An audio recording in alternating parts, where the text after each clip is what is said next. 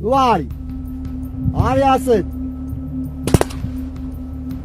Hansı ki bizim önümüzdə qalan, mühasirədə qalan düşmən əskərləri birinci silahlarını qaldırdılar. Sonra əllərini qaldırdılar ki, biz silahı qoyuruq yerə, əllərini də belə qaldırdılar ki, biz çıxırıq. Rusca bilən içlərindən hərbi qulluqçular dedilər ki, biz təslim oluruq. Və biz onlarla əlaqə saxladıq, danışdıq. Dedik ki, silahlarınızı qoyun və səngərdən çölə çıxın. Əvvəlcə mən sizə çox sağ olun demək istəyirəm ki, bizim döyüş yoldaşlarımızı, bizim kollektivimizi belə gözəl, təqdirə layiq kanallara, verilişlərə dəvət edirsiniz, belə layihələr hazırlayırsınız. Sizə və sizin kollektivinizə özüm və silah yoldaşlarım adına təşəkkür edirəm. Çox sağ olun. Və mən özümü təqdim etmək istəyirəm. Mən Məmmədov Vüqar İlqaroğlu, Bakı şəhərində anadan olmuşam. Bakı şəhərində təhsilimi bitirmişəm və hərbi xidmət üçün Füzuli rayonuna hərbi xidmətə yollanmışam. Təbii ki, gənclik vaxtı hər birimizin arzusu idi ki, xidmətimizi öz adımıza, vətənimizə, ailəmizə layiq bir şəkildə başa vuraq və öz sevdiklərimizin, ailəmizin yanına geri dönək. Lakin biz bu yolda geri dönüşü yox, irəli doğru addımlamağı, dayanmağı yox, irəli getməyi, bu ixtisası yiyələnməyi özümüzə borc bildik. Həmçinin də bizim silah yoldaşlarımız, bizim komandirlərimiz, bizim başımız üzərində dalğalanan üç rəngli bayraq bu peşəni bizə sevdirdi. Və mən onu qeyd etmək istəyirəm ki, bu sevgi bizdə əsasən də uşaqlıq vaxtlarından yarandı. Çünki bizlər təhsil vaxtından, uşaqlıq vaxtından, hansı ki məktəbdə təhsil aldığımız dövrlərdə də bu sevgini bizə müəllimlərimiz, kitablarımız və tariximiz aşılamışdı. Bizim çox zəngin və şanlı tariximiz var. Biz hər zaman öz tariximizlə fəxr etmişik. Lakin hər bir dövlətin, hər bir millətin tarixində olduğu kimi, dünya tarixində olduğu kimi bizim də tariximizdə bəzi xoşagəlməz hadisələr baş vermişdir. Bu hadisələri bizə lap gənc yaşlardan artıq izah edib, öyrədib, aşılamışdılar ki, hansı ki bu tarix bizim alın yazımızdır və bu tarixi yalnız biz gənc nəsil dəyişə bilərdik. Müvəffəqiyyət Allahdandır, Allah Teala bizə nəsib etdi və biz bu tarixi sevinərək deyirəm ki, dəyişməyə Allah bizə nəsib etdi. Lakin burada bir məqamı çatdırmaq istəyirəm ki, nə qədər sevinsək də bu sevgimizin qarşısını alan tək bir şey var. Bu qələbə hissinin, bu qürur verici hissin yalnız bir şey bizi kədərləndirir, orada bir şey bizi kədərləndirir ki, bu da bizim şəhidlərimizin qanıdır. Allah şəhidlərimizə rəhmət etsin, Allah qazilərimizə can sağlığı versin, Allah millətimizə bir daha belə bir müharibə yaşatmasın. Təbii ki, biz hər şeyə hazırıq, biz hər zaman müstəqilliyimiz, azadlığımız, ərazi bütövlüyümüz uğrunda hər bir tapşırığın öhdəsindən gəlməyə canımızla, qanımızla hazırıq. Mən davam etmək istəyirəm xidmət dövrümdən. Xidmət dövründə mən Qaradağ Voyinkomatından Füzulidə en saylı hərbi hissələrin birinə yollandım. Və xidmətimə orada davam etdirərkən xüsusi təyinatlı qüvvələrin üzvləri ilə qarşılaşdım. Lakin mən bu qarşılaşmanı xidmətimin bitməsinə çox az bir vaxt qalmış gördüm. Çünki mən o kursa yazılmaq üçün ən azı mənim 6 ay vaxtım olmalı idi. Lakin mən günlər qalmışdı ki, mən hərbi xidməti bitirim və mən bunu öyrənəndə çox təəssüf hissi keçirdim və onlara yaxınlaşaraq mən qətiyyətlə bu kursa qatılmaq istədiyimi bildirdim. Lakin onlar bunun mənə hal-hazırda çətin olacağını bildirdilər və mənim müəyyən yoxlanışlardan keçməli olduğumu bildirdilər. Çünki xüsusi təyinatlı qüvvələrin kursuna daxil olmaq üçün bizim fiziki göstəricilərimiz, bizim müəyyən statuslarımız və yaxud da ki, hər hansı bir məhbusluq ola bilər, misal üçün, və yaxud da hər hansı bir, belə deyək də, sənədlərdə problem olmamalıdır. Bunu araşdırmaq üçün də vaxt lazım idi və mənim ona vaxtım qalmamışdı. Lakin mən bunun mənim üçün maneə olacağını düşünmədim və mən xidmətimi bitirəndən sonra dərhal yenidən hərbi xidmətə qayıtdım. Müddətli hərbi xidmətimi bitirdikdən sonra mən həqiqi hərbi xidmət üçün mən gizli olmaq üçün gizlilik kursuna yazıldım və mən bu kursa 6 ay müddətində tağım komandiri ixtisasında, avtomobil tağım komandiri ixtisasında davam etdim. Çünki motatıcı və yaxud da kəşfiyyat ixtisasları mən yazılanda artıq dolmuşdu. Mən məcbur qaldım, həmin ixtisası seçdim və o ixtisasın da öhdəsindən layiqincə gəlib o kursu bitirdim.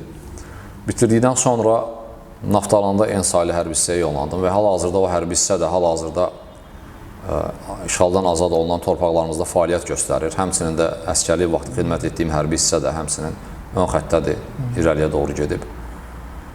Və mən hərbi xidmətimi davam etdirmək üçün həmin hərbi hissəyə yollandım. Həmin hərbi hissədə mən xidmətimi davam etdirərkən çox az bir müddət xidmət etdim həmin hərbi hissədə. Çünki mən dərhal öz məqsədimə çatdım Allahın izni ilə. Yarışların olduğunu gördüm. Bizim idman rəisimiz sağ olsun mənim fiziki göstəricilərimə bələd idi və mənim xahişimi nəzərə alaraq o məni idman yarışlarına yazdı. Mən 5 növçülük yarışlarının birində, Gəncədə Ensaylı hərbi hissədə 5 növçülük yarışlarının birində yenə həmin hərbi qulluqçuları gördüm. Xüsusən adlı qüvvələrin mənsublarını gördüm, onlarla rastlaşdım və mən onlara yenidən yaxınlaşıb, onlardan məni bu dəfə yazmalarını xahiş etdim yenidən. Sağ olsunlar mənim təklifimi, mənim xahişimi nəzərə aldılar və məni yazdılar. Biz yarışa hazırlaşırdıq, silahlı qüvvələrin yarışı vardı 5 növçülük üzrə. Mən də öz hərbi hissəmizi təmsil edirdim.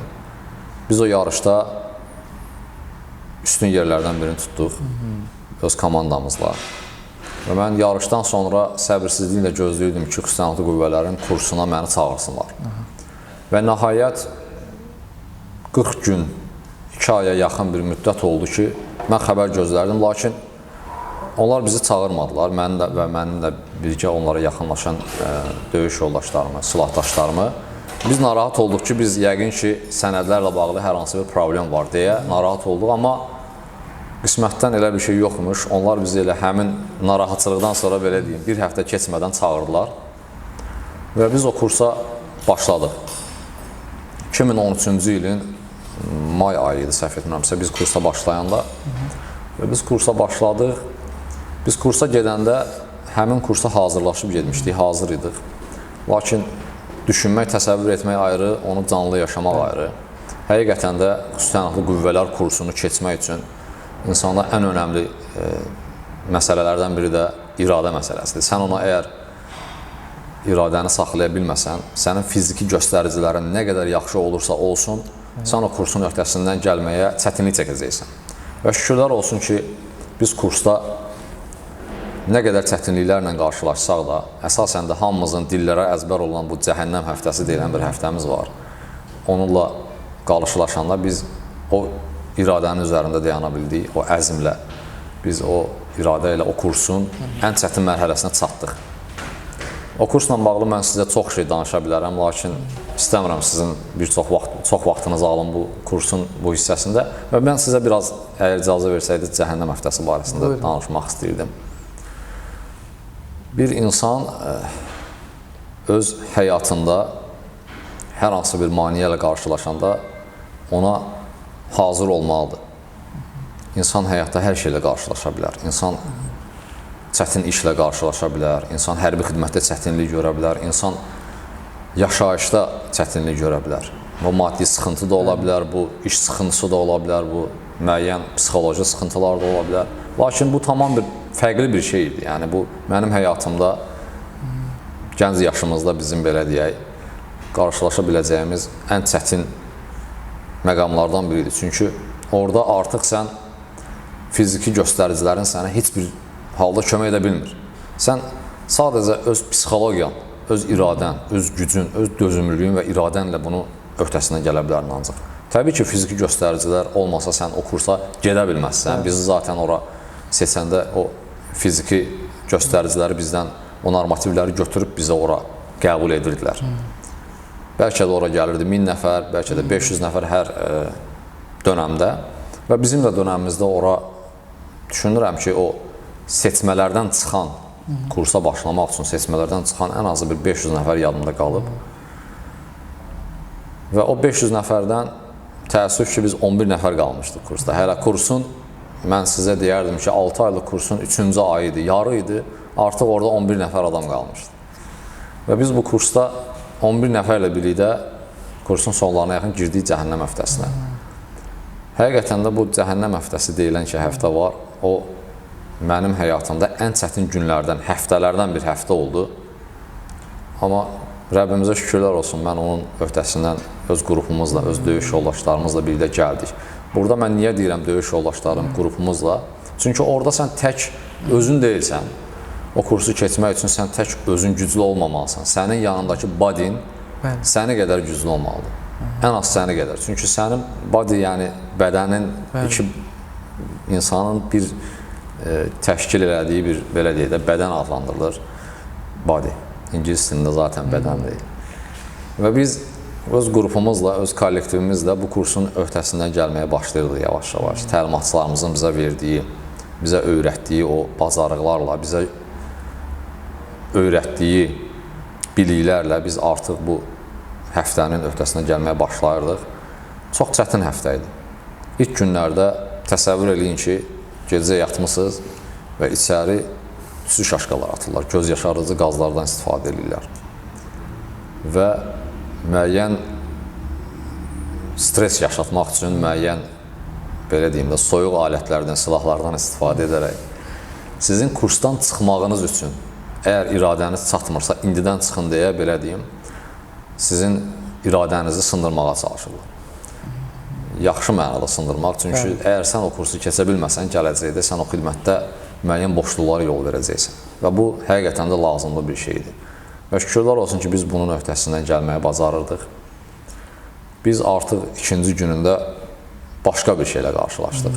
Yəni, gecələr oyatmaq, gündüzlər sürünmək, idman eləmək. Günün 24 saatı ərzində biz bir saat belə olsun dinc dayana bilmirdik. Bizə buna icazə vermirdilər. Çünki adı üstündədir zaten, cəhənnəm həftəsi. Və müəyyən sınaqlarla üzbəüz qoydular bizi, bizim təlimatçılarımız, müəllimlərimiz, onların arasında hal-hazırda onlardan qazi olanlar var. Allah onlara can sağlığı versin. Onlardan təəssüf ilə qeyd etmək istəyirəm ki, şəhid olanlar var. Allah şəhidlərimizə rəhmət etsin. Onlar öz təcrübələrini bizə öyrətdilər, onlar öz bacarıqlarını bizə öyrətdilər, aşıladılar və biz onların bizə verdiyi o elm, o bacarıq, o bilik sayəsində biz bu kursun öhdəsindən gəldik. Yemək çox çətin idi. Yemək yeyə bilmirdik. Yeməyə 30 saniyə. Birinci gün hələ 30 saniyə. Növbəti gün bəlkə də 20 saniyə. 5 saniyədən sonra saxlayırdılar, təzdən gedirdik, yeyirdik, təzdən çıxardırdılar. Artıq biz bilmirdik ki, biz nə ilə qarşılaşırıq. Biz başa düşmürdük ki, bu necə bir həftədir, necə bir cəzadır, necə bir sistemdir ki, biz bunu yaşayırıq. Amma zaten o kursu biz bunları bilib getmişdik deyə, hər şeydən xəbərdarıqdır deyə, müəyyən bir hissəsindən deyim, hər şey deməyim. Bunlar çünki bizə sürpriz olurdu bəzən. Biz buna özümüzü hazırlayırdıq, psixoloji mənəvi cəhətdən hazırlayırdıq və dəniz kənarında batinka ilə qaçmaq, dənizə girmək, sulu paltarla axşama qədər məşq edib, o paltarı əynində qurutmaq, bəzən də sulu paltarla, dənizdən çıxdığın o paltarla yatmaq, durmaq və hətta yeməyə gedərkən, yemək saatlarında çiyinlərimizdə kötü ilə bərabər o yeməkxanaya və getmək deyəndə siz nəzərdə tutmayın ki, biz ayaq üstə gedirdik. Biz o yeməkxanaya, kazarmanın yanından kötüyü də bizim üzərimizdə təsəvvür edin ki, qaz yerişi ilə və sürünərək gedirdik. Yəni, biri var 5 nəfər, 3 nəfər o kötüyü çiynində aparsın, qaçaraq getsin, qaçaraq gəlir. Biri də var həm qaz yerişi, həm sürünərək, həm də ki, siz təsəvvür edin ki, əgər kötüyün hər hansı bir hissəsi yerə dəyərdirsə, biz o şeyi dəfələrlə təkrar eləməliydik və ondan sonraki cəzalar daha da ağır olurdu. Cəza deməyim, təlim proseduru deyim, daha ağır olurdu və yerə dəyməsəydi belə yenə də ağırlaşdırırdılar. Onlar təbii ki, bizim xeyrimizə idi, bizim iradəmizin, fiziki hazırlığımızın daha yaxşı, daha güclü olması üçün idi. Mən üzr istəyirəm, bu siz danışdığınızda bizim illər əvvəl bizim televiziya kanallarının birinin o siz dediyiniz kursla bağlı müəyyən görüntüləri var. O hansı ki, kötü, digər dediyiniz hadisələrlə bağlı. İndi mən onları da mütləq ora əlavə eləyəcəm. Çalışın elə. Bütün orada mən hamısını demədim. Var. O həmin videonu xatırlayıram. Orada hətta qurbağa yemək videosu da olmalıdır. Bəzi insanlar indi bunu normal qarşılamaz bəlkə də, amma həqiqətən normal bir şey deyil. Amma insan, bunun məqsədi odur ki, bir xüsusi təyinatlı hər hansı bir müharibə şəraitində ola bilər, hər hansı bir təlimdə ola bilər və yaxud da təbii fəlakət də ola bilər. İnsan özünü də hazırlamalı, amma biz işimiz gərəyi bunu mütləq eləməliydik. Çünki bizim təyinatımız buydu ki, ən pis hava şəraitində, ən pis döyüş şəraitində, ən pis yaşayış şəraitində biz bunları bacarmalıydik. Allah həmd olsun, biz bunları etdik də 2020-ci ilin sentyabr ayının 27-sində Cənab Ali Baş Komandanın dəmir yumruq əməliyyatı bunu bütün dünyaya sübut etdi ki, Azərbaycan xüsusi təyinatlısı, Azərbaycan əskəri aldığı həmin təlimin, həmin aldığı təhsilin, gördüyü bu praktikaların və xalqımızın inamının haqqını verdi. Allah müvəffəq etdi. Biz işğal altında olan torpaqlarımızı 30 illik həsrətdən sonra azad etdik. Xüsusi təyinatlı qüvvələr, Azərbaycan əskəri bunu etməli idi. Və biz bunun üçün yetişmişdik. Cəhənnəm həftəsindən sonra müəyyən təlimlər də var idi. Mən onların adını artıq döyüş yoldaşlarımın bəziləri deyib, çox vaxtınızı almaq istəmirəm. Mən keçmək istəyirəm xidmət dövrümə, kursu bitirdikdən sonraki xidmət dövrümə. Kurs nə qədər çətin olsa da, biz düşünürdük ki, kursdan sonra xidmət bizə elə də çətin olmaz. Amma həqiqətən də xüsusi təyinatlı olmaq,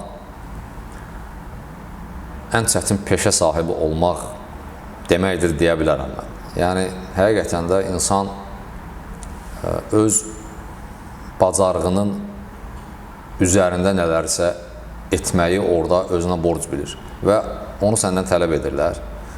Komandirlər, bizim üçün qarşımıza qoyulan tapşırıqlar və bizim məqsədimiz də buydu ki, biz bir xüsusi təyinatlı olmalıyıq. Bu xüsusi təyinatlı olmaq üçün də sən bunları etməlisən, sən az yatmalısan, çox çalışmalısan, çox məşq etməlisən, qarşına qoyulan normativlərin üzərində normativ verməlisən və sən daima düşməndən güclü olmalısan.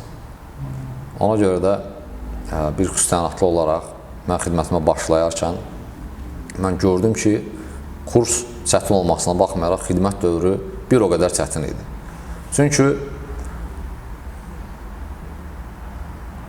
bir xüsusi təyinatlı gün ərzində səhərdən axşama qədər bir saniyə belə olsun dayanmır. Səhər idmanı, idmandan sonraki dərs, dərsdən sonraki hazırlıq, silah təmizliyi, məşqlər, günün nizam qaydası elə qurulmuşdu ki, mən deyərdim ki, əsl bir xüsusi təyinatlı üçün, əsl xüsusi təyinatlı mükəmməl bir qaydada qurulmuşdu. Buna mən çətin deməyimə baxmayın, biz bu nizam qaydasını da sevirdik, biz bu çətin işi sevərək öhdəsindən gəlirdik və biz bu işə nə maddiyyat, nə bu gördüyünüz geyim, nə bretka, nə başqa bir şey üçün yox. Sadəcə olaraq mən və döyüş yoldaşlarım, mən tanıdığım döyüş yoldaşlarım, biz bu yolda Allah yolunda olduğumuzu bilirdik. Çünki vətəni qoruyan əskər ölsə şəhid, qalsa qazidir. Bunu dinimiz də bizə deyir, bunu bizim mentalitetimizdə də bu var. Ən şərəfli iş mənə elə gəlir ki, vətən yolunda can qoymaqdır. Fərqi yoxdur, sən polis ola bilərsən, sən yanğın söndürən belə ola bilərsən, sən xüsusi təyinatlı olma, sən adi əskər ol, sıravi əskər ol, sıravi insan ol. Əgər sən, bugün bizim nə qədər şəhidlərimiz var, səfərbərlikdən döyüş zamanı çağırılan keçmiş zabitlər, keçmiş əskərlər, hərbi xidmətdə uğurla xidmətini başa vurmuş bizim qardaşlarımız vardı ki, hansı ki, neçəsi qazidir hal-hazırda, neçəsi veterandır, neçəsi şəhiddir. Allah şəhidlərimizə rəhmət etsin. Yəni, sən əgər vətəni sevirsənsə, sən əgər işini sevirsənsə, sən əgər bu işə hər şeydən əvvəl Allah yolunda olduğunu bilərək, o işi sevərək, özün üçün, vətən üçün, qeyrət, torpaq, ailən üçün gedirsənsə, o işin sənə heç bir çətinliyi mane ola bilməyəcək. Təbii ki, çətin olacaq, amma o iş sənə mane ola bilməyəcək ki, o çətinliklər sənə mane ola bilməyəcək ki, sən o işdən yorulasan, bezəsən və o işdə sən mən yoxam deyəsən. O bizə yaraşmazdı, onu biz edə bilməzdik. Çünki biz dediyim kimi o işi sevərək o işə getmişdik. Mən hətta ilk hərbi xidmətə yollandığım vaxtda mənim valideynlərim biləndə ki, mən ön cəbhədə xidmətə gedirəm, biraz vəziyyətləri yaxşı olmadı, evin tək oğlu olduğum üçün. Və sonradan mən onlara ikinci bir şoku yaşatdım. Xüsusi təyinatlı qüvvələrə yazıldığımı biləndən sonra mənim atam mənə çox şiddətli bir şəkildə narazılığını bildirdi. Hətta evdə biraz söz-söhbət oldu ona görə. Xatırlayıram, çox əsəbləşmişdim mən. Amma mən onun könlünü almağı bacardım. Onun özünün də keçmiş hərbiçi olmağın onun xatirinə gətirdim və o bundan sonra biraz yumuşaldı, sağ olsun, mənə icazə verdi. Çünki bir insan əgər cihada gedirsə, ilk öncə valideynlərindən halallıq almalıdır.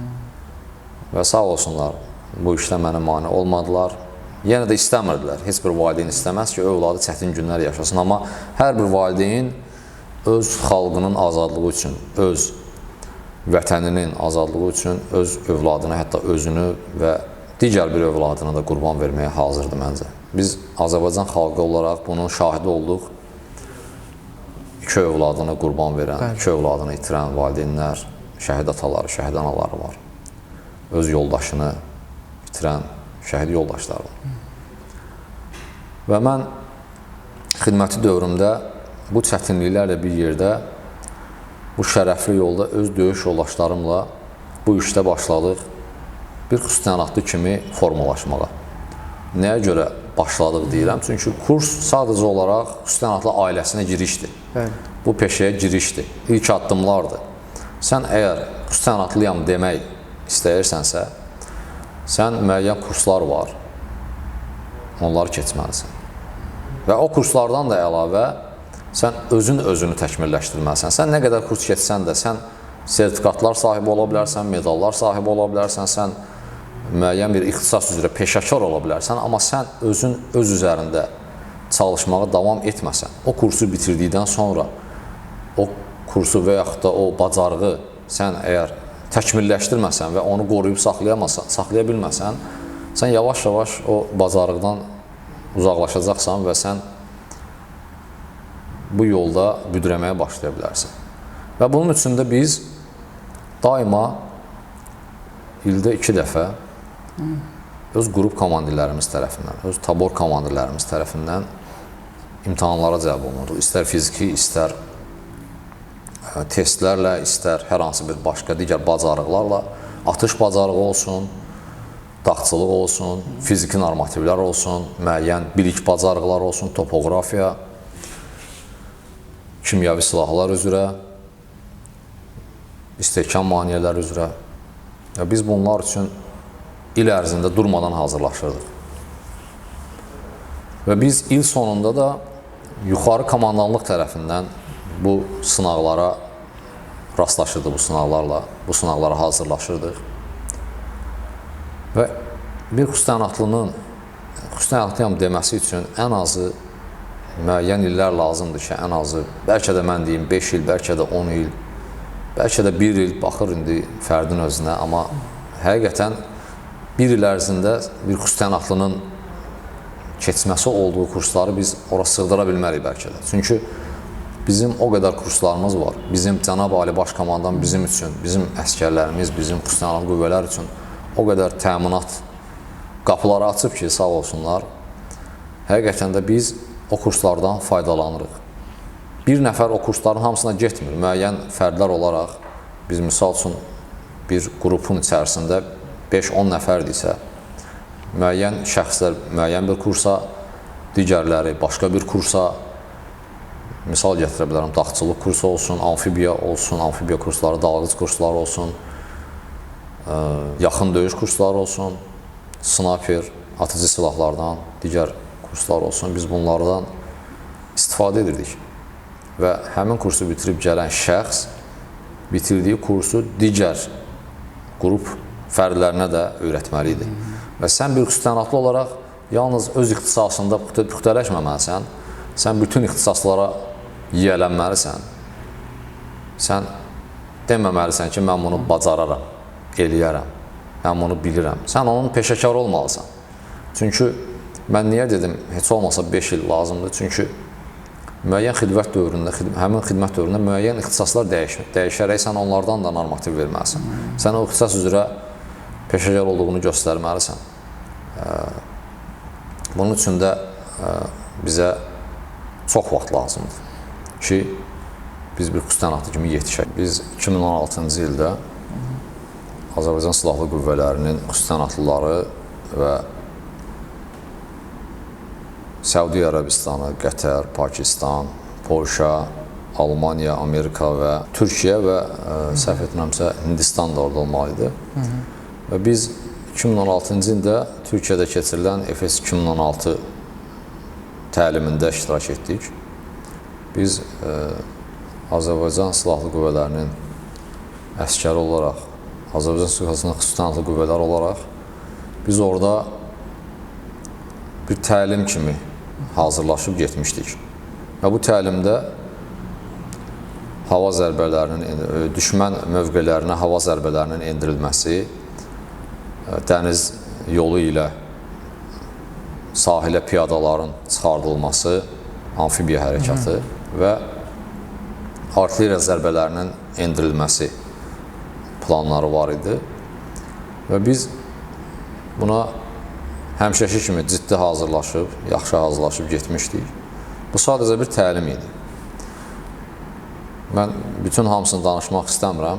Orada bir şey nəzərinizə çatdırmaq istəyirəm ki, bu təlim içərisində Almanlar, Almaniyadan olan xüsusi təyinatlı qüvvələrin mənsubları öz aralarında bir yarış düşündülər və bunu bizə, həmçinin də digər iştirakçılara təklif etdilər. Amma onlar bunu 2 həftə, 3 həftə hazırlaşdıqdan sonra bizə etdilər. Təsəvvür edin ki, biz təlimə hazırlaşırıq və təlimin tələbi üzrə o istiqamətdə hazırlıqlar davam edirik. Onlar isə həm təlim, həm də öz beyinlərində düşündükləri yarışa hazırlaşıb bu üzrə çalışırdılar. Bizim istirahət saatımızdır, bunlar istirahət eləmir. Bizim yemək saatımızdır, bunlar tez yiyir, gedir. Biz də baxırıq, yəqin deyirik, adamlar məsuliyyətlə yanaşır. Bəli, məsuliyyətlə yanaşırlar, amma əlavə bir planları var imiş. Biz də bunlara baxırıq ki, həqiqətən Almanlar çalışır, ciddi çalışır təlimə. Biz də onlar kimi geri qalmırdıq təlimdən, amma onlar qədər öz istirahət vaxtımızı ona sərf etmirdik. Buna heç ehtiyac da yox idi, çünki bizim orada iştirak edən xüsusi təyinatlı qüvvələrin fərdləri ən az xidmət keçəni 5-10 ilin xüsusi təyinatlısı idi. Yəni bunun bizim üçün adi bir təlimdən çox da fərqi yox idi. Düzdür, biz digər ölkələrlə orada birgə bu təlimə qatılırdıq, amma dediyim kimi biz bütün təlimlərə, bütün ixtisaslara öncədən yiyələnmiş, ora gedən, orada iştirak edən fərdləri elə seçmişdik, elə seçilmişdik. Və bir gün onlar bu təklifi bizə dedilər və bütün iştirakçılara dedilər, bütün ölkələrin iştirakçılarına dedilər, hansı ki orada iştirak edirdilər. Və biz tərəddüdsüz buna bəli dedik, çünki biz heç bir yarışdan, heç bir testdən qorxmurduq, nə də ki çəkinmirdik, nə də ki bizim üçün bu elə bir çətin bir şey deyildi. Baxmayaraq ki, biz buna hazırlaşmamışdıq, biz başqa istiqamətdə hazırlaşırdıq. Lakin onlar bunu 3 həftə qabaqcadan öz beyinlərində qurub, özləri hazırlaşırdı. Amma bizə heç bir ölkənin iştirakçılarına deməmişdilər. Və biz buna razılıq verdik. Bizim orada qrup komandirləri bizi çağırdı və bunu dedi. Biz də onlara razılığımızı bildirdik. Onlar da bu yarışda iştirak etmək istədiklərini dedilər. Və biz başladıq. Ironman adlı bir yarış çıxartdılar ortaya ki, dəmir adam yarışması edirik, gəlin. Biz başladıq və bunların 3 həftədə hazırlaşdığı şeyi biz 2 günə başladıq eləməyə, hazırlaşmağa. Bizim çünki cəmi 2 günümüz var idi.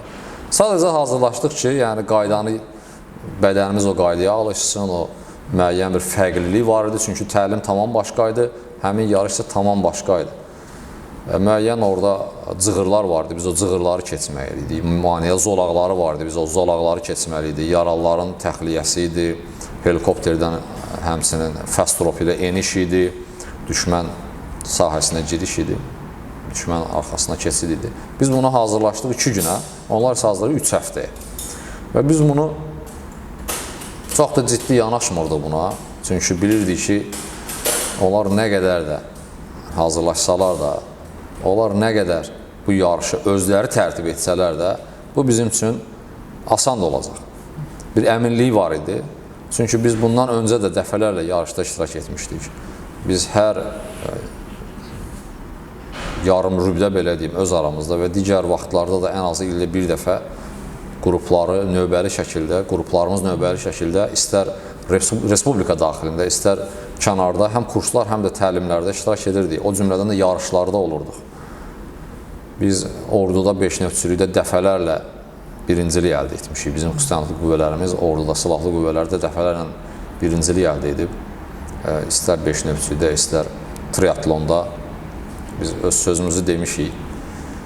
Və bu yarış bizim üçün elə də çətin olmadı. Biz bu yarışda birinci yer tutduq. Lakin onlar heç cür buna inana bilmirdilər. Qəbul edə bilmirdilər ki, necə olur biz 3 həftə dayanmadan çalışdıq, məşq elədik. Bunu biz tərtib elədiyimiz məşqi hansı ki, özümüz tərtib etmişik bu yarışı və özümüz də bunun üzərində çalışdıq dayanmadan. Siz isə gəldiniz bunu 2 günə məşq elədiniz və hətta biz birinci yer olsaq da, ikinci yerdə səhv etməsəm Polşalılar idi. Üçüncü yerə gəldilər, Almanlar çıxdılar. Bu onları heç də qane etmirdi və barışa bilmirdilər. Çünki onlar Azərbaycan xüsusiyyətlilərini belə tanımırdılar bəlkə də, belə gözləmirdilər.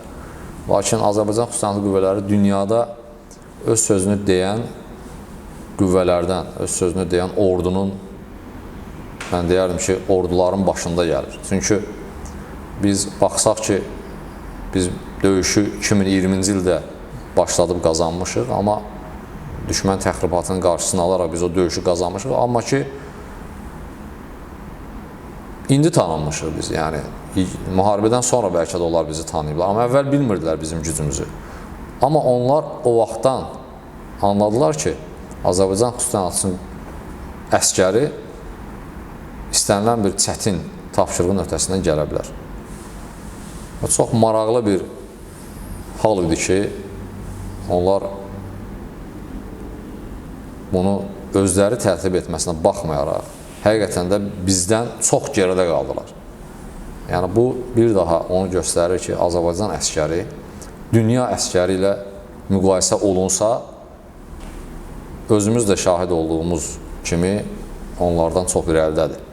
Və bu da bizim uzaq görən, Cənab Ali Baş Komandanın uzaq görən siyasətinin bir nəticəsi olaraq bizim əskərlərdə, bizim orduda özünü göstərir. Bizim təlimlərimiz, bizim hazırlıqlarımız mənə elə gəlir ki, hətta Alman əskərindən belə üstündür. Şükürlər olsun, biz bugünə qədər elə bir yarış, elə bir təlim olmuyor ki, onun ötəsindən layiqincə gələ bilməyək. İstər bu ölkə xaricində olsun, istər ölkə daxilində olsun. Və biz həmin kampda, həmin təlimdə də iştirakımız zamanı layiqincə öz vətənimizi, öz dövlətimizi təmsil etdik. Və mən sizə müharibə vaxtından, müharibə xatirələrindən danışmaq istəyirəm. Azərbaycan torpaqlarının 30 illik həsrətinə Cənab Ali Baş Komandanın vur əmri ilə biz 2020-ci ildə 27 sentyabrda düşmən təxribatının, düşmən hücumunun qarşısını alaraq ək hücum ilə düşmənin Ohanyan adlandırdığı keçilməz səhti darmadağın edərək öz torpaqlarımızı azad etdik. İlk hücum axşam saatlarında başladı. Günortadan sonraydı, axşama doğruydu. Bizim hava qüvvələri, bizim qırıcılarımız düşmənin ön xəttində sanki zəlzələ yaratdılar. Sanki zəlzələ effekti verdilər. Onlar gözlərini açıb görürdü ki, başlarına mərmi yağır. Və o cümlədən bizim artilleriya qüvvələrimiz. Mən öz gözümlə şahidi oldum ki, bizim əskərimiz, bizim yanımızda hansı ki, minamyotdan atan əskərimiz atəşə başlayanda Allahu Ekber deyərək, qışqıraraq atəşə başladı və onlar ikinci bir yağışı hiss elədilər.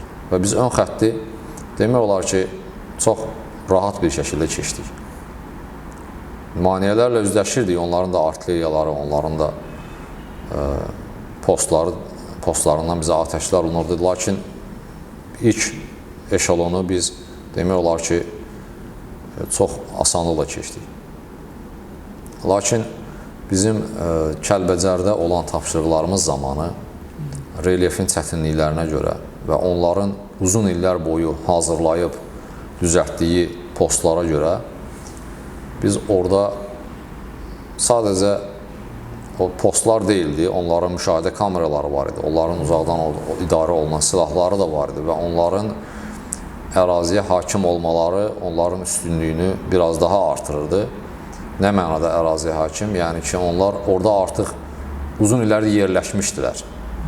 Biz isə oranı xəritə üzərində müşahidə edirdik. Mən qrup komandirinin həmin ərazidə kəşfiyyat planına yardım edərkən, çəkərkən hündürlükləri görəndə istər-istəməz orada çətin olacağını bilirdim. Lakin üstənadlı qüvvələr qarşısında çətin heç bir şey yoxdur. Sadəcə müəyyən əzmlə, iradə ilə biz o tapşırığın öhdəsindən gəlməliydik və bunu da etdik. O yüksəkliklərə biz üzərimizdə həm silahlarımız, həm sursatımız, həm təchizatımız və öz ehtiyaclarımızla, su və yeməklə qalxdıq. Mən çox şeyləri sadalamaq istəmirəm. Onları sadalasam, bir çox şey var üzərimizdə. Bunun ağırlığı da mən deyərdim ki, gəlib 40 kilodan bəlkə də yuxarı idi. Yəni, hələ mən üzərimizdə olan geyimi nəzərdə tutmuram. Mən təchizat və silahı nəzərdə tuturam. Ehtiyat sursatı nəzərdə tuturam. Bunu da daşımaq üçün insan gərək orada elə bir əzm göstərsin, elə bir güc olsun ki, insanda həqiqətən bu ağlasılmaz bir şeydir. O hündürlüyə ayaqla, o çəki ilə, o ağırlıqla getmək. Həqiqətən də müvəffəq edən Rəbbimizə həmd olsun, bizə bunu müvəffəq etdi. Biz o dağları çətin də olsa qalxdıq, düşmənin müəyyən yüksəkliklərdə olan, fərqli istiqamətlərdə olan postlarını biraz yaralılarla, biraz şəhid verərək almağa nail olduq. Təbii ki, bunda bizim həm hava qüvvələrinin, aviasiya zərbələrinin, həm artilleriya qüvvələrinin zərbəsi nəticəsində, köməyi nəticəsində nail olduq. Çünki onları əvvəlcə biz bu atəşlərə məruz qoymasaydıq, onlar rahatlıqla bizim öz mövqelərimizi, bizim gəldiyimiz istiqamətləri müəyyən edib, koordinatları ötürüb, dronlar vasitəsilə və artilleriya vasitəsilə bizə ciddi bir maneələr törədə bilərdilər. Lakin şükürlər olsun ki, biz bu maneələrdən də keçə bildik. Onların artilleriyaları dayanmırdı. Həqiqətən onların artilleriyası artıq onların gözü o qədər qorxmuşdu ki, sən texnika üçün nəzərdə tutulan bir mərmini bizim üzərimizə gələn görə bilərdin. Yəni, artıq onlar bir tank üçün hesablanmış bir mərmini kiçik qrupların üzərinə atırdılar. Hətta onlar 2 nəfər belə görsələr, hazır idilər ki, onların üzərinə artilleriya mərmilərini atsınlar. Sadəcə bir mərmi atmırdılar, bir neçə mərmi atırdılar. Onlar o qədər qorxmuşdular və qorxmalıydılar da. Çünki Azərbaycan əskəri buna ciddi bir şəkildə hazırlaşmışdı və düşmən bunu hiss edirdi. Onlar nə qədər güvənsələr də o eşelonlarına, o hanyar xəttinə, amma Bu fayda vermədi onlara. Biz onların yüksəkliklərini, müəyyən yüksəkliklərini əldə edəndən sonra həmin yüksəkliklərdən digər yüksəkliklərin koordinatlarını yuxarı komandanlıqlara ötürərək, onların yüksəkliklərdə olan digər postlarını müşahidə edib yerini təyin etdikdən sonra koordinatları ötürərək həmin yüksəkliklərə, postlara dronlar vasitəsilə də zərbələr endirdik. Bizim artilleriya mərmiləri onların başı üzərinə yağış kimi yağmağa başladı. Dronların səsini eşidəndə artıq onlar nəinki çölə çıxmaq, hətta güllə belə ata bilmirdilər artıq. Biz Kəlbəcər istiqamətində olan döyüşləri 4 gün ərzində bizim briqadanın üzərinə qoyulan tapşırıqlar 4 gün ərzində yerinə yetirdikdən sonra bizə növbəti istiqamət verildi. Bizim orada yaralarımız oldu, bizim orada şəhidlərimiz oldu. Allah şəhidlərimizə rəhmət etsin. Biz növbəti hücumu Füzuli istiqamətindən başladıq. Füzuli, Cəbrayıl, Laçın, Ağdərə. Bu istiqamətlərdə biz hücuma keçərkən bizim qarşımıza müəyyən çətinliklər çıxdı. Çətinliklərdən biri də o idi ki, düşmən həqiqətən də 30 il ərzində orada müəyyən maneələr qurmuşdu. Bizim üçün çətin o oldu ki, biz oranı keçərkən düşmən yeraltı sığınacaqlarda, yer altında düzəltdikləri postlarda sıçan kimi gizlənərək kamera ilə müşahidə edib bizə dronlarla zərbələr endirməyə başladılar. Onların tankları bizlərin üzərində gəlməyə başladı və onlar üzbəüz döyüşdən çəkinirdilər. Həqiqətən də onlar məcbur qalmadıqca, belə deyim də, canın qurtarmaq üçün bunu edirdilər. Sadəcə bilirdi ki, artıq o çarəsiz qalıb, ona görə bizə silahı tuturdu. Çünki onun üzbəüz bizimlə döyüşməyə cürəti çatmırdı. Biz nə vaxt hücuma keçirdiksə, onlar ya hansısa kol arxasından, ya hansısa sıçan yuvasından çıxarmış kimi yerin altından, ya da ki, məcbur qalıb sığındıqları hərbi hissələrin binalarından, ambarlarından və yaxud da müəyyən hissələrindən çıxıb qaçmağa və yaxud da üzərimizə gəlməyə başlayırlar. Və onların hər birinin üzərində əl qumbarası var idi. Təbii ki, bizdə də var idi, lakin biz qumbaranı hücum üçün istifadə edirdik. Biz onların postlarına, onların gizləndiyi yerlərə atmaq üçün bunu istifadə. Amma onlar təsəvvür edin ki, bir əlində silah idisə, bir əlində də artıq az qala qumbaranı tuturdu ki, Azərbaycan əskəri mənim üzərimə gələndə o məni öldürməsin, tutmasın. Mən özümü paramparça eləyim, onun əlinə düşməyim. Yəni, biz bunu görürdük və biz Füzuli istiqamətində hücuma keçərkən Füzuli şəhərinin artıq bəlkə də 90, 70, 80%-ni belə deyim, xilas etdikdən sonra onların bir hərbi hissələrinə yaxınlaşdıq. O hərbi hissələrində biz canlı qüvvəsini gördük. 300 nəfər onlar çıxmağa hazırlaşırdılar. Dronlarla biz bunu müşahidə edirdik. Və biz onların qarşısını almaq üçün Füzuli, Laçın istiqamətində olan bir yol üzərində onlara pusqu atmaq üçün onlara pusqu hazırlığına başladıq. Biz yola yaxın təpələr üzərində 2 təpə seçdik. 72.5, 74.2 idi səhv etmirəmsə yüksəkliklər. Onların üzərində biz mövqeləndikdən sonra onların qaçmağa çalışan canlı qüvvəsini gözlədik və onlar hissə-hissə oranı tərk etməyə başlayırlar. Onlar hiləgərcəsinə qaçmağa çalışırlar. Lakin biz onları gözlədik və onlar bizim pusqumuzun əhatə dairəsinə daxil olduqdan sonra biz komandirimizin əmri ilə, ilk atəşi ilə onları güllə atəşinə, güllə yağışına tutduq və oradan demək olar ki, 2 nəfərdən başqa heç kim sağ çıxmadı. O da ki, yarı can idi, yəni sağ çıxmadı deyəndə, yəni onlar yaralı idi, son nəfəsini verirlər. Biz onları yoxlamaq üçün üzərlərinə gedəndə son gücü ilə silahı qaldırdı və ətrafa atəş açdı. Və biz çox yaxın idik. O silahı qaldıran kimi bizim qrup komandiri vardı, Paşayev Elnur. O sağ olsun, elə vaxtında onu zərərsizləşdirdi və biz kənardaydıq. Güllə onu da tuta bilərdi, bizi də tuta bilərdi. Biz digər istiqamətdən gedirdik. O onunla qarşı-qarşıya gəldi və o silahı görən kimi qalxır, dərhal ateş etdi. Elə alnından da vurdu, zərərsizləşdirdi onu. Yaxın məsafədən idi, amma o bizə zərər verə bilərdi, yaralaya bilərdi. Çox yaxınımızdan da keçdi atdığı güllələr, amma Allaha həmd olsun, o bizə dəymədi. Orada neçə nəfər, siz dediniz 300 nəfərə yaxın? Onlar hissə-hissə tərkib edirdilər. Hərbi hissənin içərisində 300 nəfərə yaxın adam vardı. Amma onlar digər ətraf taborlardan da 15-20 nəfərlik qruplarla artıq oranı tərk etməyə başlayırlar. Onlar orada 300 nəfərdən daha artıq idilər. Sadəcə bizim müşahidə elədiyimiz 300 nəfər idi. Dediyim kimi, onlar gizlənirdilər. Onlar açıq döyüşə cəsarət etmirdilər və onlar bilirdilər ki... Siz orada nə qədər pusuda? Biz orada puska atarkən bizim taborumuz, yaralılarımız və şəhidlərimiz olduğu üçün çox az qalmışdı. 25 nəfərə yaxın adam var idi. Orada isə bizi gözləyən 300 nəfər idi. Biz onları hissə-hissə ətraflarına yaxınlaşaraq, sağdan və soldan hücum edərək məhv etdik. Amma mən pusku zamanı sizə bir nüansı çatdırmaq istəyirəm ki, bu pusku səsinə onların texnikaları və digər qrupları köməyə gəlmək istədilər.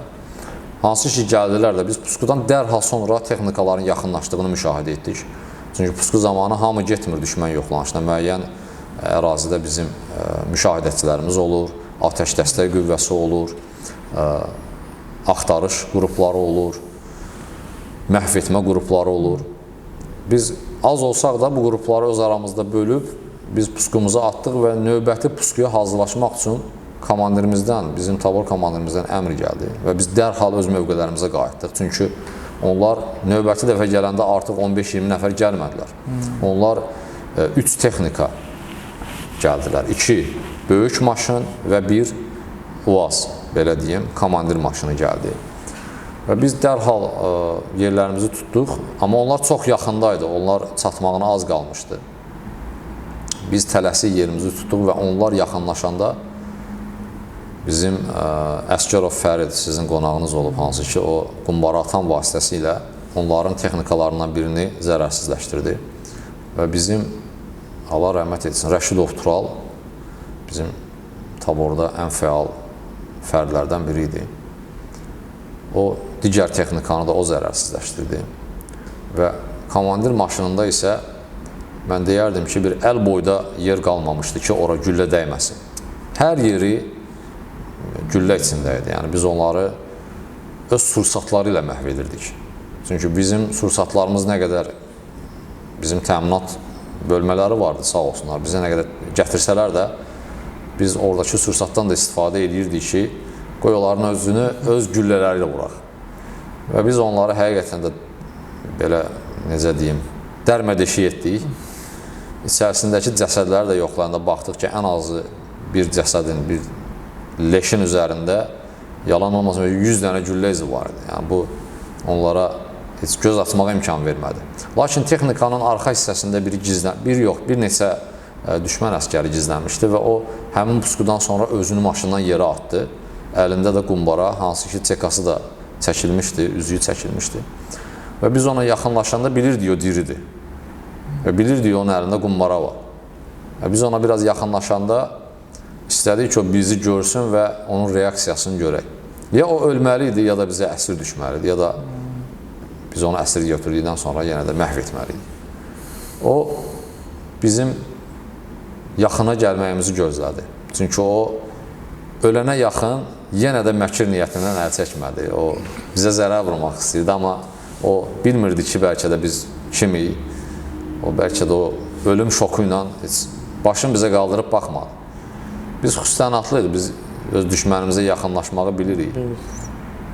Biz ona yaxınlaşarkən onun ön hissəsindən yox, yan tərəfindən, arxa tərəfindən daha çox istiqamət oradan götürdük ki, onun niyyəti bəlli idi, o arxaya qumbaranı çox ata bilməyəcəkdi, əgər atmaq istəsəydi. Amma biz bilirdik ki, onun məqsədi bizə qumbara atmaq deyildi. O bilirdik ki, o özünü öldürmək istəyir, bizim əlimizdən canını qurtarmaq istəyir. Və bunu belə də etdi. O qumbaranı bizə yox, elə öz sinəsinə sıxdı və O bizim yaxınlaşmağımızı görən kimi biraz yaxınlaşmağımızı gözlədi və gördü ki, biz çox yaxına getmirik, gülləni tutmuşuq. Başladı artıq öz son həmləsini etməyə. Orada onların içərisində snayperlər var idi. O snayperlər hansı ki, bizi 500 metrdən, 600 metrdən, bəlkə də 300 metrdən nişan alıb rahatlıqla vura bilərdi, amma biz əlimizdə snayper olmamasına baxmayaraq, bizdə mobil silahlar idi, çünki biz kəşfiyyat qrupları idik, bizim təyinatımız mobil hərəkət idi. Biz onlara öz silahımızla, hansı ki, onların silahı bizdən daha üstün idi. Onlardan da zəif, məsafəli silahlarla biz onların snayperlərini də vurub məhv edirdik. Yəni, onlar baxmayaraq ki, əllərində snayper var, onlar uzun mənzilli silahları var, onlar bizi rahatlıqla o silahlarla əgər peşəkar olsaydılar, vurmağa bacarmalıydılar. Lakin biz onları heç nişan almağa qoymadıq. Nə də biz onlara görüntü vermədik. Biz müəyyən texnikalarla irəliləyərək, müəyyən maneələrdən istifadə edərək düşmənin həm snayperlərini, həm gizlənən müşahidəçilərini, həm dron idarə edən əskərlərini məhv etdik. Orada bizim heyətin demək olar ki, bir çoxu təcrübəli heyət idi, bir çoxu artıq müəyyən tapşırıqlar keçmiş heyət idi. Bizim az olmağımıza baxmayaraq, həmin o briqadanın qarşısının alınmağını bizə tapşırıq olaraq bizim qarşımıza qoydular və biz buna tərəddüd etmədən, düşünmədən başladıq bu tapşırığı icra etməyə. Bizim kəşfiyyat rəisimiz tərəfindən bizə gələn bu tapşırığı biz günün ortasında başladıq. Gün sonuna qədər biz onları saxlamağa nail olduq. Onların texnikaların mən, Fərid, Elçin və Akşin başladıq texnikaları axtarmağa. Texnikalarında artilleriya mərmiləri daşıyırdılar. Hansı ki, o qaçmağa çalışan hərbi hissənin şəxsi heyətinə qurtulmaq üçün, özlərini müdafiə eləmək üçün sursat gətirirdilər. Biz onların qarşısını aldıq, pusqu ilə aldıq və onlarda tək sursat yox idi. Onlarda qidalar da vardı, yeməklər də vardı, ərzaq təminatı vardı, belə desək daha düzgün olar. Onlarda ərzaq təminatı da vardı və biz onların həm sursatını kəsdik, həm qidasını kəsdik, həm suyunu kəsdik. Biz az olmağımıza baxmayaraq, biz onların artıq oradan qaçmasının qarşısını müəyyən qədərini aldıq. Çünki əgər bunların sursatı olmasa, onlar bizə müqavimət göstərə bilməyəcəkdilər. Onların ehtiyacı vardı o sursatlara, o suya, o yeməyə həmçinin. Və biz onların pusqudan götürdüyümüz, hansı ki, saxladığımız o texnikadan, onların həmin sursatından və ərzaq təminatından istifadə etməyə başladıq. Bizə gələn ərzaq, bizə gələn sursat onlarla tapşırığı yerinə yetirməyə müəyyən qədər azlıq hiss elətdirirdi ki, biz o sursatı rahat işlətmək üçün biz oradan götürməli idik və biz onları götürüb onların özlərinə qarşı işlətdik və onlar həm sursatsız qaldılar, həm mühasirədə oldular, həm də qaçma yollarının, qurtuluş yollarının bağlı olduğunu görüb məcbur başladılar bizimlə atəş təması yaratmağa. Biz yenə öz içimizdə yarım qruplara bölünərək müəyyən yüksəkliklərə qalxıb onların hərbi hissəsini atəş altında saxladıq. Və biz məlumat ötürdük ki, düşmən artıq əks hücuma başlayır. Düşmən qaçmağı dayandırıb, qaçmaq yollarının bağlandığını görüb dayandırıb, əks hücuma keçir və onlar da bizə digər taborların köməyə gələcəyini dedi. Çünki biz az idik, onlar istənilən bir əks həmlədə bizi mühasirəyə ala bilərdilər və bu müharibədə ən arzu olunmaz hallardan biridir. Sən mühasirədə qaldınsa, sənin bir tək çıxış yolun var, o da ya döyüşərək oradan bir yol özünü açmalısan, hansı ki biz bunu onlara yaşatdıq, az da olsaq, ya da ki döyüşərək şəhid olmalısan. Yəni, o çox çətindir pusquya düşmək, basqına pusquda olmaq və mühasirədə olmaq. Və biz onları ləngidə bildik. Onları ən azı 3 saat, 4 saat orada saxlamağı bacardıq. Onlar gördü ki, bizim atəşimizin arxası dayanmır. Biz onlara hiss elətdirmədik ki, biz orada 20-25 nəfərik. Onlar elə bildilər ki, biz onlardan çoxuq. Onlar o atəşi görəndə, onlar onu başa düşmədilər ki, bu nədir, nə baş verir burada. Onlar bizim növbəti tavorlar gələndən sonra artıq başa düşdülər ki, sən demə burada 200-300 yox, 20 nəfər adam var imiş. Ondan sonra biz görüntü verməyə başladıq. Çünki biz artıq onların üzərinə gedirdik. Orada bizim yoldaşlar Əsgərov Fərid, Quliyev Qulu, Nəbiyev Anar, bizim bu döyüş yoldaşlarımız sol cinahdan, mən, Ruslan və Akşin də sağ cinahdan. Digər hissə isə mərkəzdən onlara artıq əhatə dairəsini onların daraltmağa başladı. Onların yaxında olan səngərlərinə artıq əl qumbaraları ilə biz atəş açmağa başladı. Çünki onlar gizlənirdilər. Həm hücum edirdilər, həm də bizim hücumumuzun gücünü gördükcə onlar hücumu dayandırıb ən yaxın olan səngəri özlərini atırdılar. Onlar çaşbaş qalmışlar. Onlar bilmirdilər ki, hücum eləsinlər, geri çəkilsinlər, qaçsınlar. Və biz onların qayalıqlar arasında olan postlarını gördük irəliləyən zaman. Mən, Ruslan və Akşin, biz həmin postun üzərinə çıxdıq və oradan onların 4-5 nəfər əskəri vardı və oradan bizə mövqələnib atəş açırdılar. Biz isə ayaq üstündə onların üzərinə gedirdik. Onlar atəşi çoxaltdıqca biz də çoxaldıb onların üzərinə gedirdik. Amma onlar mövqeyi arxasında olduğu üçün biz mövqələndik və mən məcbur qaldım qumbaratandan istifadə etməyə. Qumbaratanla onların o postlarını darmadağın etdik. Və bu zaman Ruslan mənə onların arxa tərəfindən qaçaraq üzərimizə gələn hərbi qutçularını olduğunu dedi. Rabitə vasitəsilə bunu mənə bildirdi. Çünki biz silah səsindən bir-birimizi eşidə bilmirdik. O ancaq bunu rabitə vasitəsilə edə bildik. Biz rabitə vasitəsilə bir-birimizlə əlaqə qururduq. O mənə bunu xəbər eləyəndə mən onu görmürdüm. Amma o məndən yüksəkdə olduğuna görə onu görürdü. Və mən dərhal Akşinlə birlikdə oradan gələn, onlara köməyə gələn, həmin oradan, belə deyim, səngərdən qaçıb üzərimizə gələn düşmənləri asanlıqla məhv etdik. Hətta Akşin mənə deyəndə ki, Vüqar, tam öldürməyək, müəyyən yerlərindən yaralayaq, qoy onlara qorxu olsun. Mən dedim ki, yaxşı, amma birin başından, birin ayağından vuraq. Hətta biz oyun oynayırdıq orada. Biz başladıq onları bir-bir, belə demək də pis çıxmasın, qaşqallaq kimi oğlamağa. Onlar başladılar artıq həqiqətən də daha da gizlin yerlər axtarmağa. Yəni, onlar da artıq çıxmırdılar.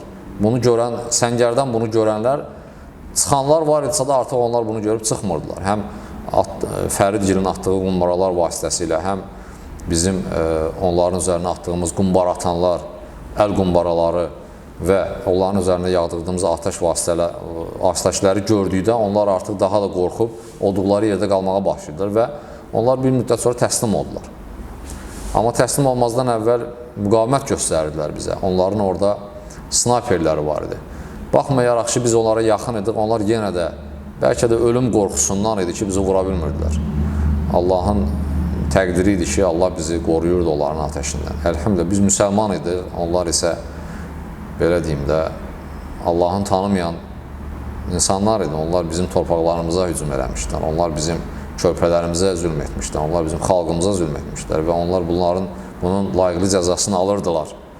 Və ölüm qorxusu onları kör etmişdi ki, onlar bizi əlləri əsirdi, vura bilmirdilər. Çünki mümkün deyil ki, snayper o nöqtədən, o mövqedən, o yaxın məsafədən hədəfi vura bilməsin. Hələ biz ayaq üstündəydik, o da var.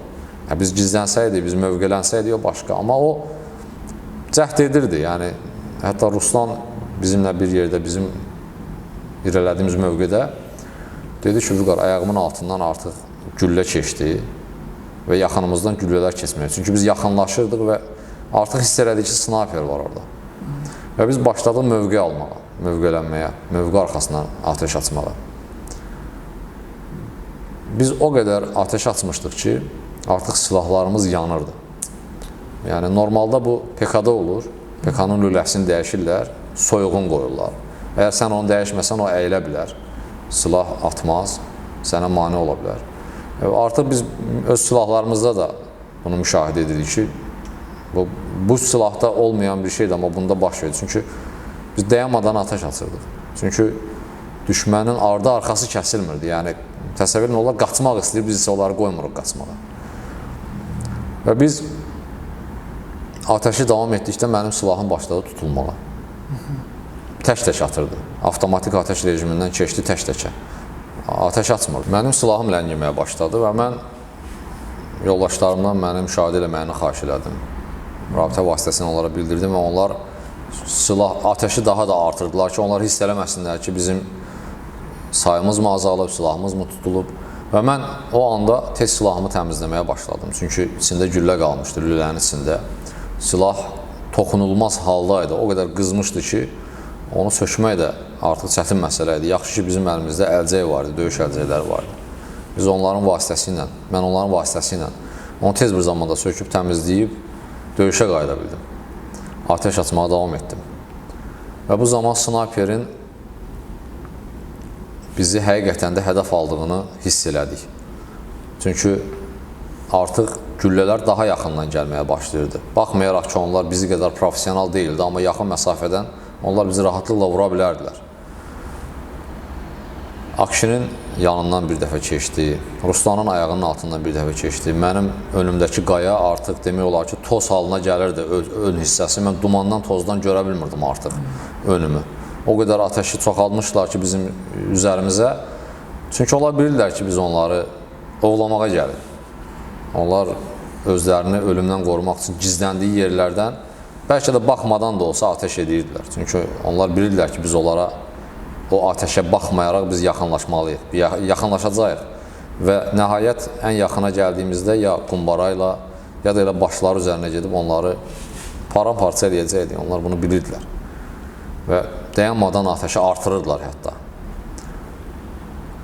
Amma burada artıq biz çox yaxınlaşdıq və onlar öz canlarını qorumaq üçün artıq başladılar mövqələnib ateş açmağa. Və bu hal ləngimə, silahda tutulma halı mənim növbəti yoldaşımda oldu, Akşində oldu. Akşin həmin vaxtı silahını başladı təmizləməyə və bu andan istifadə edib onlar ateşi daha da çox atdılar. Bizim artıq gülləmiz də azalırdı, biz növbəti gələn taboru gözləyirdik, biz dəstəyi gözləyirdik. Lakin biz ateşi dayandırmırdıq. Öldürdüyümüz hər bir əskərin darağından istifadə edərək, onların özlərinə qarşı öz fürsatlarından istifadə edirdik. Onlar bu ləngimədən istifadə edərək biraz daha rahat mövqe seçdi özlərinə və onlar da başladılar ateşi artırmağa və bu zaman düşmənin snayperi bizim qardaşımızı, döyüş yoldaşımızı alnından nişan alaraq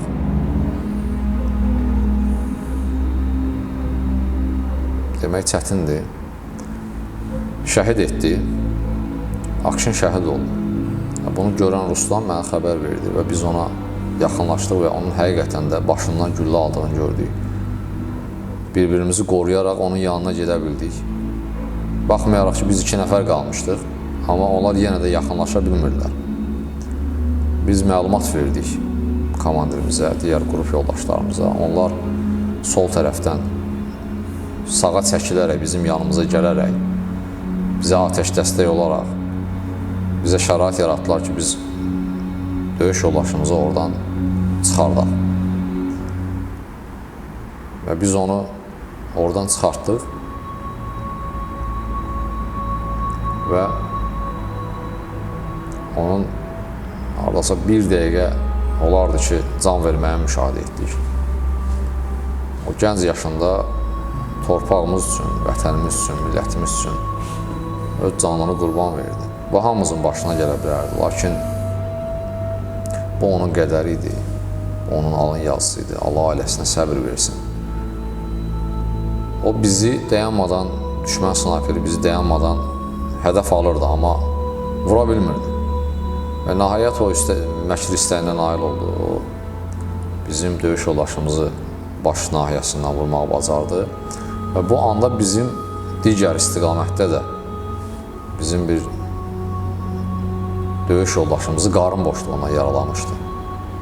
Çünki biz onlara artıq ayaq üstündə hücum edirdik. Biz baxmayaraq ki, onlar mövqelənmişdi, biz ayaq üstündə hücum edirdik. Biz onlardan yüksəkdəydik və onları artıq demək olar ki, mühasirənin tam ortasına gətirmişdik və onlar heç yerə qaça bilmirdilər. Onların tək bir şansı var idi, təslim olmaq. Və biz yaralılarımıza baxmayaraq, onların üzərinə hücumu artırıb, onların təslim olmasına nail olduq. Yaralılarımızı təxliyə etdik, şəhidlərimizi təxliyə etdik və onları əsir götürdük. Əsir götürdükdən sonra yuxarı komandanlığa məlumat verdik. O hadisəni biraz detaylı danışa bilərsiniz? Bəli, bəli. O əsir götürmə, yaxınlaşma və s. Bəli, bəli. Onlar bizim növbəti dəstək gələndən sonra, bizə dəstək gələndən sonra növbəti hücumumuzda artıq heç bir şansları, heç bir başqa bir yolları olmadığını anladılar və onlar təslim olmağa başlayırlar. Hansı ki, bizim önümüzdə qalan, mühasirədə qalan düşmən əskərləri birinci silahlarını qaldırdılar. Sonra əllərini qaldırdılar ki, biz silahı qoyuruq yerə, əllərini də belə qaldırdılar ki, biz çıxırıq. Rusca bilən içlərindən hərbi qulluqçular deyirlər ki, biz təslim oluruq. Və biz onlarla əlaqə saxladıq, danışdıq. Dedik ki, silahlarınızı qoyun və səngərdən çölə çıxın. Və biz onları müşahidə etdik. Onların 90-a yaxın, o qədər öldürməyimizə baxmayaraq, 90-a yaxın hələ onların orada hərbi qulluqçusu vardı. Amma bir çoxu yaralı idi təbii ki, çünki onlar bizim güllə atəşimizi, güllə yağışımızı görmüşdülər. Onlar bizim öldürdüyümüz, onların gözləri önündə öldürdüyümüz əskərləri də görmüşdülər və anladılar ki, onlar qaça bilməyəcəklər. Lakin hərbi hissənin digər tərəfindən, arxa tərəfindən texnikalarla qaçmaq istəyən digər hərbi qulluqçular bizim spaykalarımızla məhv edilirdi. Bizim tabor komandirimiz həmin spaykalara istiqamət göstərərək, o texnikaları işarə edərək onları məhv etmələrini əmr etdi və o spayk heyəti onları nişan alaraq çox gözəl bir şəkildə həmin raketləri düşmənin qaçan şəxsi heyətinin istifadə etdiyi texnikanın arxa tentindən, arxa tərəfindən şəxsi heyəti olduğu əraziyə, belə deyək, yerə tərəf düzgün bir nişan alaraq, idarə edərək ora salmağı bacardılar, ora tuşlamağı bacardılar və bizim gözlərimiz önündə onlar havada uçuşurdular. Texnika partlayırdı və arxasında olan şəxsi heyət, hətta yanaraq uçanlar var idi. Çünki o mərmilər həm yandırıcıdır, həm də texnikaya dayananda partlayır. O götürülən əsirlər arasında o snayper var idi ya, hansı ki, Akşini şəhid etdi və dayanmadan sizi müşahidə eləyirdi. Onun aqibəti necə oldu? Onun aqibəti biz artıq o əsirləri uzaqdaydı, o digərlərdən. Yox, elə onların içindəydi. Sadəcə olaraq biz əsir götürənə qədər də yenə yaxınlaşaraq getdiyimizə görə o snayper artıq ölmüşdü orada. Çünki Akşin vurulandan sonra dərhal biz yenə atəşi dayandırmamışdıq. Bir-bir atəş edərək əsasən də bizim üzərimizə gələn istiqamətə və Akşinin vurulduğu istiqaməti biz nişan alaraq atəşi davam etdirirdik. Və dəstək gələndən sonra biz yaxınlaşdıq Akşinə, Akşini oradan çıxartdıq və digər döyüş yoldaşlarımız döyüşü davam etdirdi ta onlar təslim olana qədər. Və onların içərisində yüksək rütbəlilər var idi. Hansı ki, hərbi hissə komandiri, digər vəzifəli şəxslər, digər hərbi hissələrin nümayəndələri və əsasən də çoxluq təşkil edirdi onların səfərbərlikdən gələn döyüşçüləri, belə deyək. Onlar əskərləri o qədər də çox deyildi, yəni onların demək olar ki, bəlkə də yarı hissəsini səfərbərlik təşkil edir. Çünki onlar döyüşməyə orada əsgər bəlkə də tapmırdılar. Yaşlı insanlar da o 1-ci Qarabağ müharibəsində iştirak edənlər, biz bəzi video çarxlardan görmüşük də. Əsasən də yaşlı nəsil ön xəttə verilirdi, daha önə verilirdi. Gənc çağırıcılar onların daha arxasında olurdu. Çünki onlar ərazini daha yaxşı tanıyırdılar, onlar döyüş təcrübəsi daha var. Amma nə qədər təcrübəli olursa olsunlar da, onlar bizim hazırlığımızın, onlar bizim bacarığımızın, onlar bizim gücümüzün qarşısında aciz idilər. Onlar, biz neçəsin beyni parçalanmış halda ağ saçlarından bilirdik ki, bunlar artıq yaşlı nəslin, keçmiş Qarabağ döyüşçülərinin, oradan gələn hərbi qulluqçularıdır, səfərbərlikdən gələn könüllüləridir.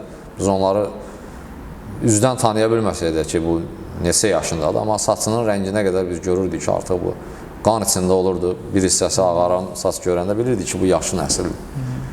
Və bunu görmək həqiqətən də bizə qürur hissi verirdi ki, biz həm 92-ci ildə bizim Qarabağda gəlib orada o təxribatı törədən keçmiş hərbiçiləri, həm də bugünkü gündə 2020-ci ildə də bizim qarşımıza çıxan eyni adamları biz Allahın iznində məhv etdik. Bu bizə qürur verirdi, bu bizə sevindirirdi.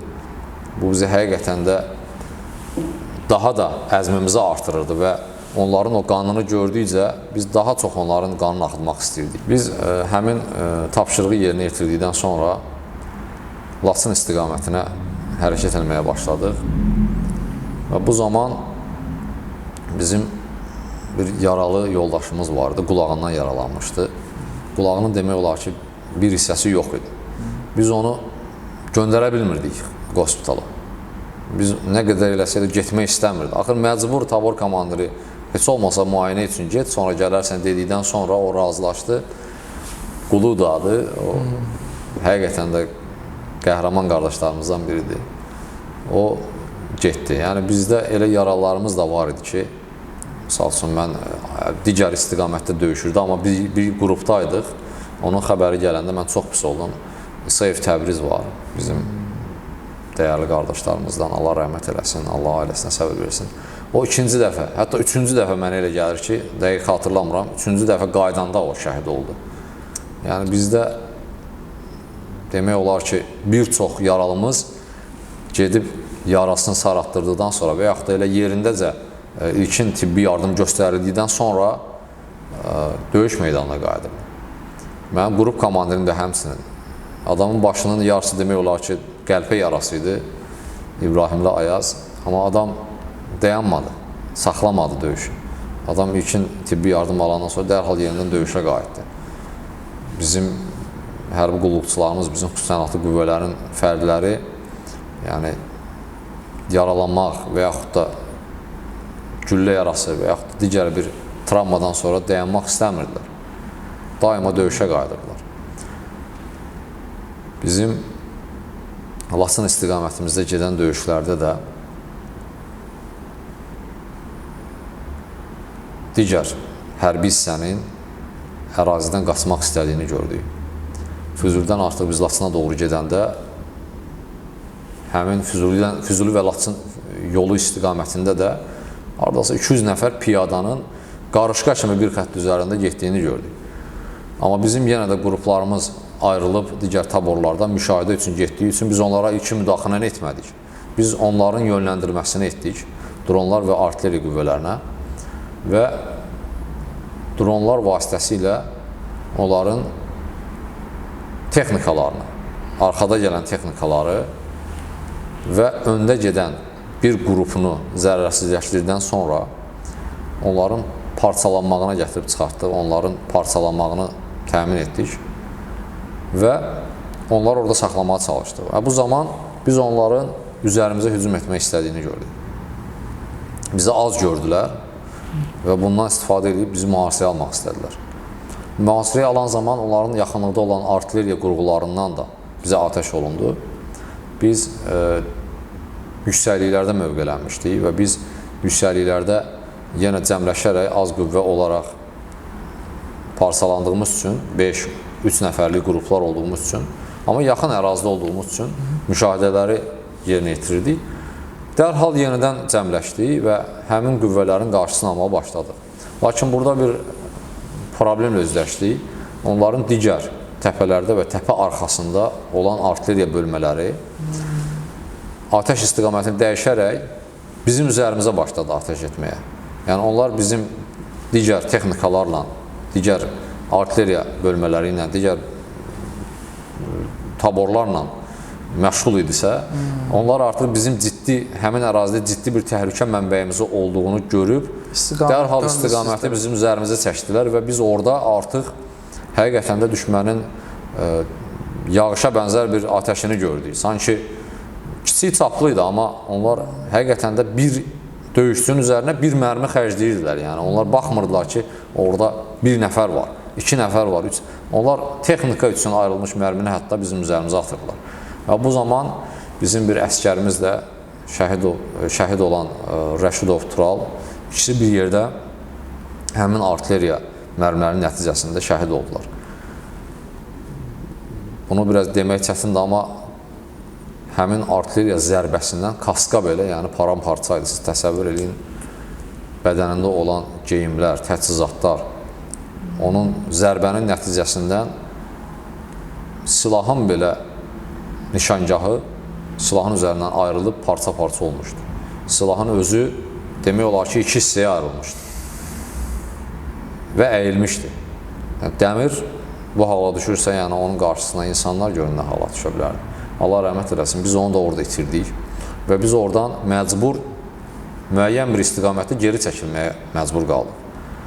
Və geri çəkilərkən də biz onların həm bizim mühasirə almağını gördük, almaq istədiyini gördük, həm də artilleriya zərbələri bizə müəyyən istiqaməti getməyə imkan vermirdi. Biz məcbur ərazidə olan kiçik daşlar, kiçik oyuqlar və təpələrin sağı və soluna keçərək artilleriya zərbələrindən yaymağa məcbur qalırdıq.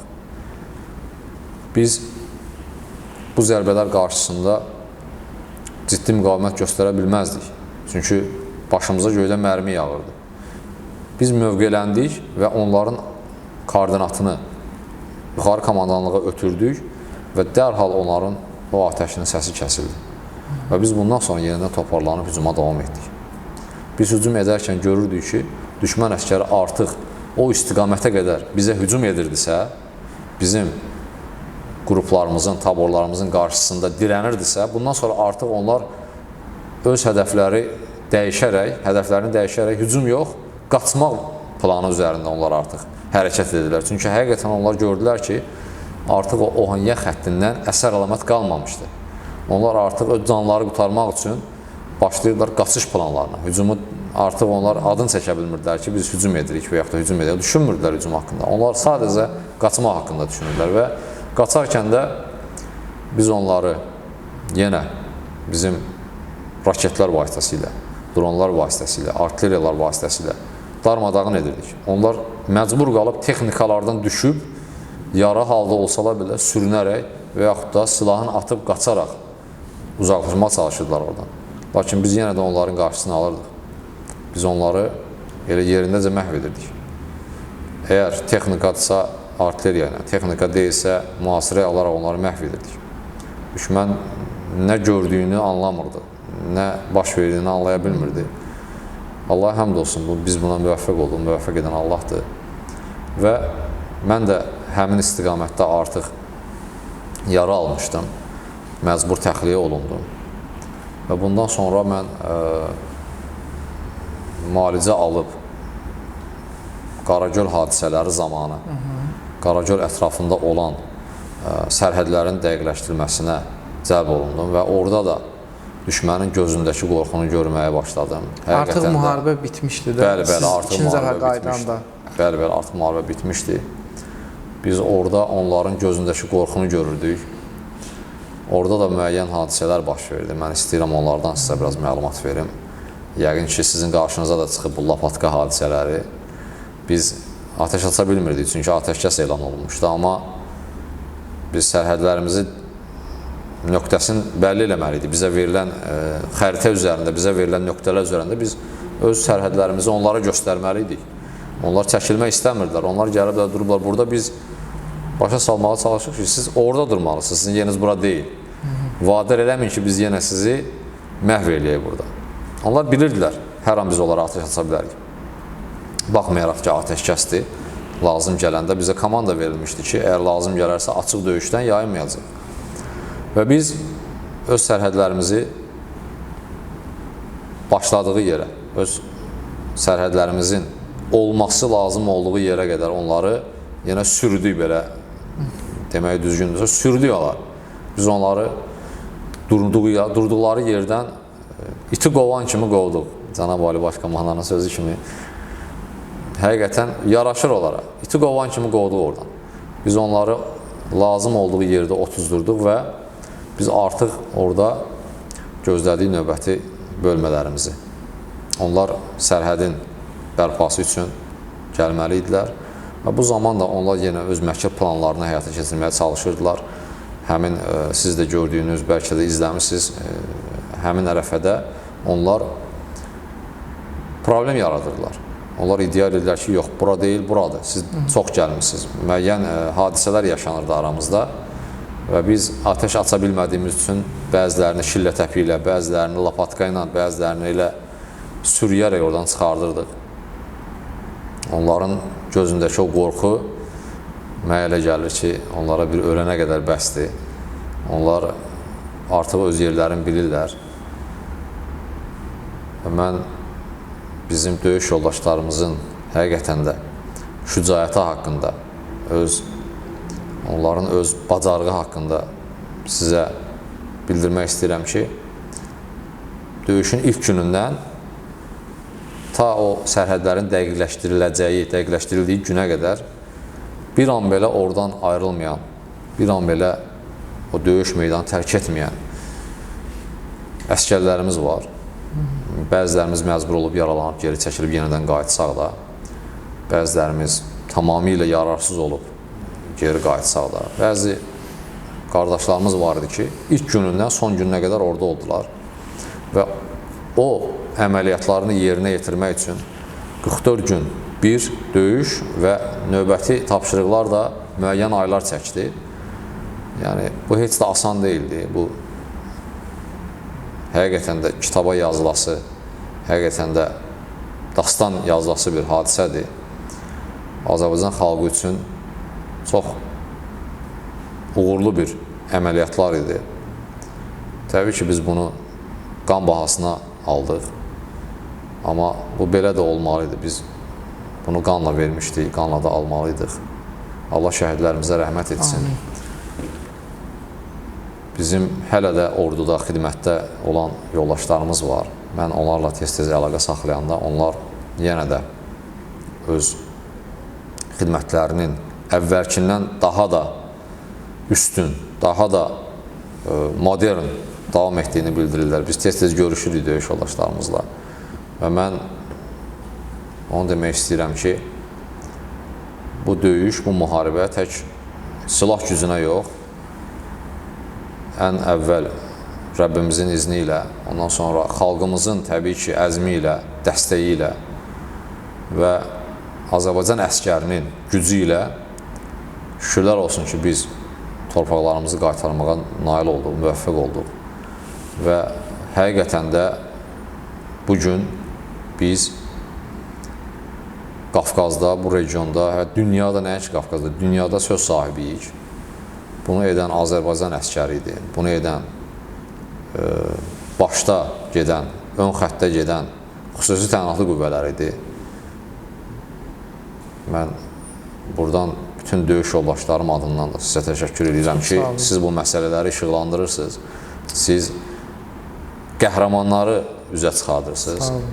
Bu bizim xalqımız üçün həqiqətən də çox faydalı, çox mükəmməl bir kanaldır, mən belə deyərdim. Çünki bizim sosial şəbəkələrdə kifayət qədər kanallar var, kifayət qədər fəaliyyətlər var, amma azdır belə kanallar və bu kanallardan biri də sizin kollektiv və sizə aiddir. Mən sizə dərin minnətdarlığımı, təşəkkürümü bildirirəm.